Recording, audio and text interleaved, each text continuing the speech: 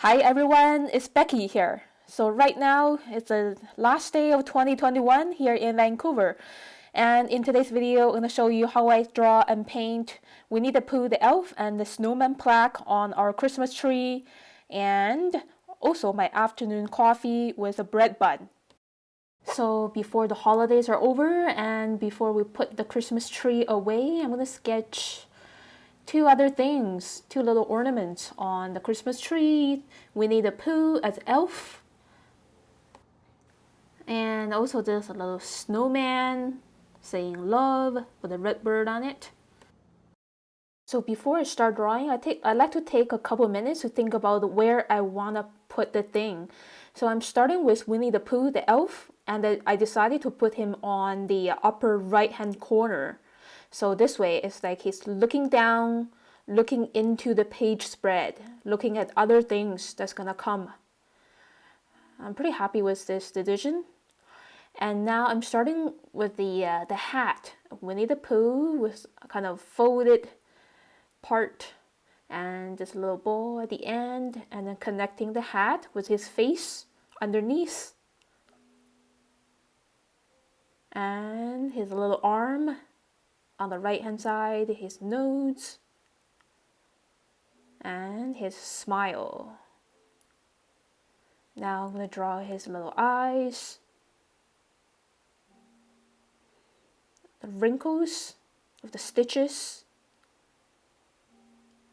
and keep building the next part of his body, the strap of his overall, and his other arm with stitches. And now I'm drawing the Christmas tree branches around his body on the right hand side, and keep drawing his pants, and then his pointy boots with more twigs around it. So I'm just drawing pretty fast of the Christmas branches and twigs. I know that I don't have to be exactly accurate. I don't have to capture every single twig that's on there. It's kind of summarizing the form of the Christmas tree twig. Just drawing this ornamental bowl up there. Adding some more needles.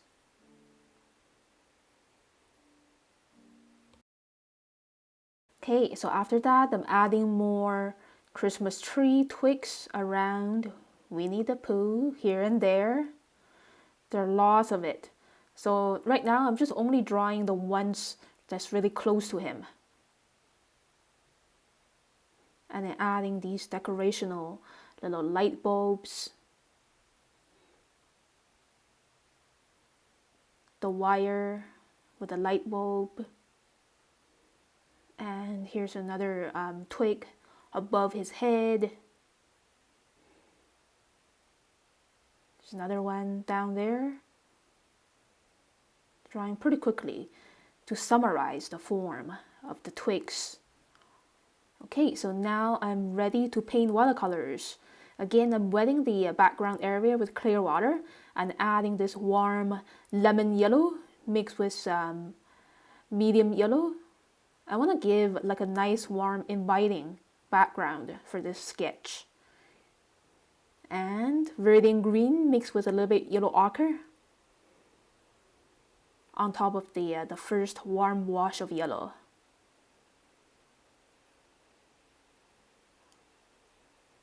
Just painting very loosely. And just let the green blend together with the yellow, just so the branches don't look way too stiff. So for my style of painting, I don't often like to paint inside the lines. I think we don't need to get stuck with the rule of coloring or painting inside the lines like doing coloring books. There's no need to, because as artists, it's very important to be expressive, that we can break the rules nicely. A lot of sketcher friends that I have met in real person or like online, a lot of them, they paint outside the outlines. Okay, so now it's time to add a shade color to give 3 dimension to this little stuffy. So now I just mix a darker tone of green by mixing in red or magenta into viridian green and adding the shade color around the right hand side of his overalls. Okay, and painting the right side of his face. Now his face looks much more spherical and 3-dimensional. Underneath each of his arm, there. And the same idea for these light bulbs, and adding the shade color on the right hand side mostly, here and there, and even darker tone of green for the twigs here and there. So we can make a green darker by mixing in its complementary color, which is red or magenta, and a little bit of ultramarine blue. So now I'm giving more contrast to this sketch and density. Adding another strong layer of red for his hat with stripes. Another darker layer around his face. And I think that's it. Okay, so now I'm going to draw this little snowman plaque. So it's much flatter than Winnie the Pooh, but we can still show its 3 dimensions. So let me show you how. Okay, so now I'm just finishing the outline of the snowman plaque. And now watch me, a line around the edge over here, and a couple broken lines around the edge there. And that's it. I'm giving 3 dimensions to this flat plaque in a very simple way. So even very small details can matter. And now, using the same idea as previously, just drawing these twigs and little lights very quickly around the snowman. Again, I'm not drawing every single twig that's around it. Just draw as many as I can. Draw the ones that's close to the snowman only. Okay, and now I'm ready to paint. So again, I'm wetting the background area first. I want a nice, smooth, round outline as the background. It's kind of like an illustration in a book. And then painting the ornamental ball over here, which has a magenta color, and leaving tiny streaks of white to show the highlight. Same for the yellow ball. And now using the same idea as before, mix of viridian green with a little bit yellow ochre for these twigs. Again, very loosely, we don't have to paint inside the outlines. Okay, so now I'm getting some more green and using thin brush strokes to suggest the twigs further away. Painting this way, it just gives more flexibility. So we don't have to draw every single thing. We can paint it sometimes. And now I'm wetting the snowman area and just painting its scarf and its hat and the red bird, adding another layer, magenta mixed with a little bit green for the shade color of red things. Here and there, the red is a really nice contrasting color with the green.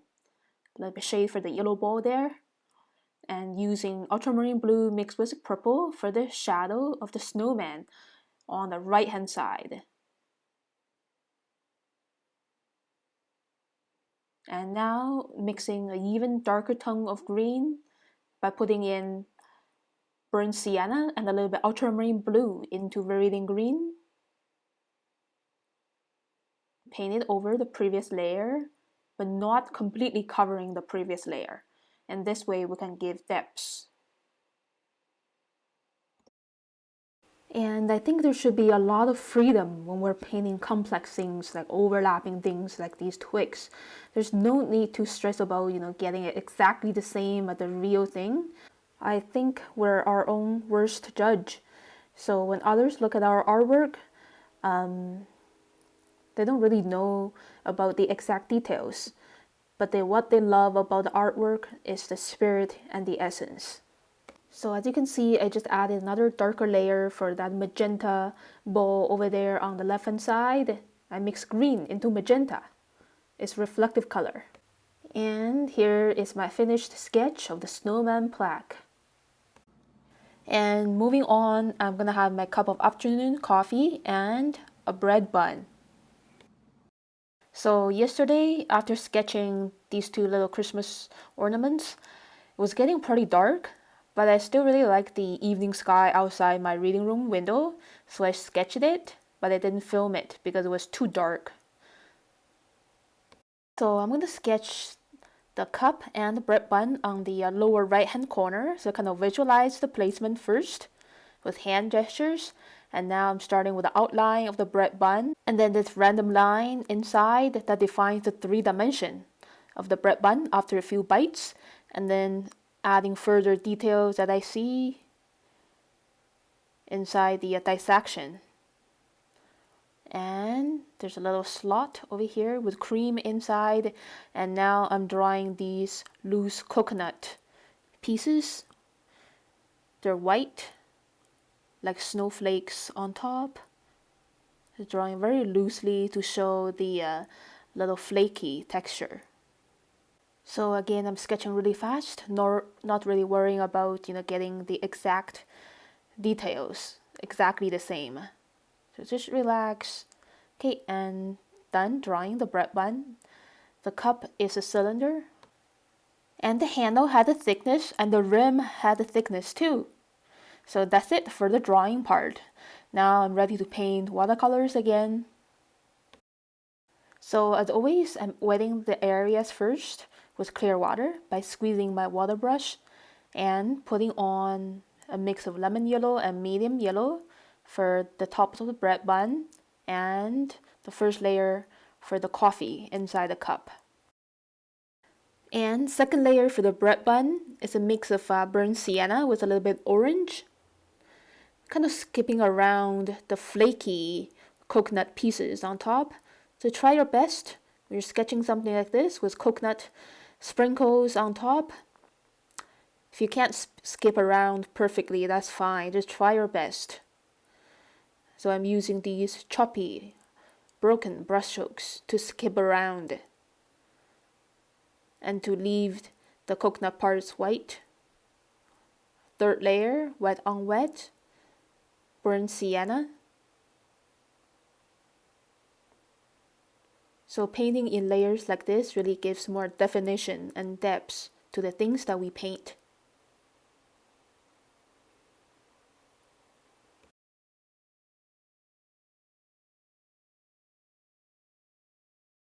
And using the same color, burnt sienna, just wet on wet the first layer of the coffee and leaving the middle part as it is for the first layer.